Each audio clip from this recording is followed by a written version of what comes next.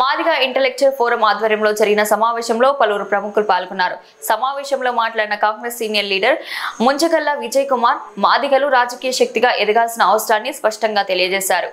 Madiga intellectual forum ఆధ్వర్యంలో forum అధ్యక్షుడు professor గుండెచప్పుడు Kanakaiah నేతృత్వంలో భారీ స్థాయిలో సమావేశం జరిగింది.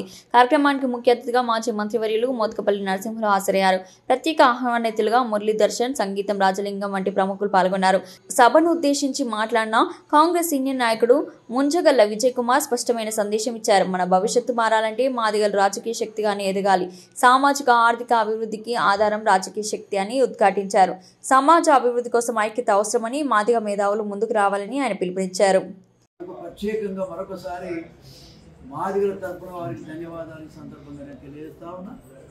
మొన్న అందశ్రీకి కూడా ఇచ్చినటువంటి గౌరవం మాదిగ జాతికి ఎంతో, మరి ఒక మాటలో చెప్పాలంటే వారు ఇచ్చిన గౌరవం మాదిగ జాతి నిజంగా చాలా సంతోషంగా ఉన్నది. ఉప్పొంగి ఇవాళ వాళ్ళ హృదయం అంతా ఉప్పొంగి పొందుతూ ఉంటుంది. చాలా సంతోషం.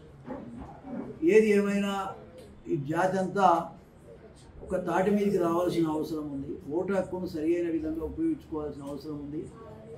జాతిని ముందుకు నడిపించడానికి కానీ, జాతి గౌరవాన్ని పెంచడానికి కానీ, జాతి హక్కులు సాధించుకోవటానికి మరి ముఖ్యంగా అందరం కూడా కృషి చేయాల్సిన అవసరం ఉంది. ముఖ్యమంత్రి గారు తొందరలోనే ఒక మీటింగ్ కూడా ఏర్పాటు చేస్తామని చెప్పారు. వారు మీటింగ్లో తప్పకుండా అనేక విషయాలు ఉన్నాయి, వారి దృష్టికి తీసుకురావటం, ఆ సమస్యలన్నీ పరిష్కారం చేసుకోవటం కోసం తప్పకుండా వాళ్ళు సహకరిస్తారనే అభిప్రాయం నాకుంది. ముఖ్యంగా ఎవరైతే మొన్న చనిపోయారు ఈ యొక్క అమరవీరులకు ఖచ్చితంగా ఇంటికి ఒక ఉద్యోగం, ₹1 కోటి వారికి మరి సహాయం చేయటం, ప్రభుత్వ పరంగా ఒక స్తూపం ఏర్పాటు చేసి వాళ్ళ పేరు మీద ఒక స్తూపం కూడా మంచి స్తూపం కట్టించి మరి ప్రతి సంవత్సరం ఒక పండుగ దినం జరుపుకునే విధంగా మరి స్తూపం ఏర్పాటు చేయటం.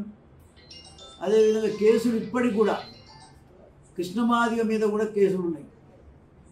ఇవన్నీ చాలా కాలంగా ఉన్నాయి. పాపం అందరూ తమ్ముళ్ళు ఎంతోమంది జైలుకు పోయి రకరకాలుగా బాధలు పడ్డారు, వర్గీకరణ కోసం రకరకాలుగా కొట్లాడారు, మరి ప్రాణాలు ఇచ్చి కూడా వర్గీకరణ సాధించుకున్నారు. కాబట్టి ఆ కేసులన్నీ ప్రభుత్వ పరంగా మరి కొట్టేయాలని కూడా ఈ సందర్భంగా నేను విజ్ఞప్తి చేస్తా ఉన్నా.